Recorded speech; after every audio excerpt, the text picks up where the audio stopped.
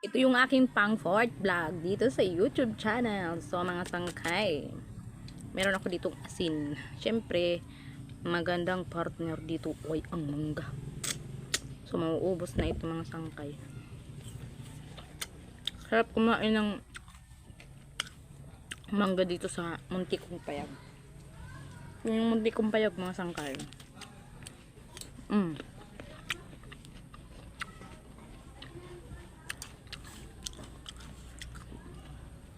Hinog-hinog na. Medyo mahinog-hinog na siya.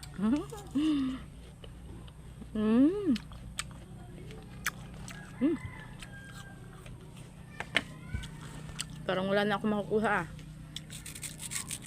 Parang halos buto na ito ah. Kuha pa.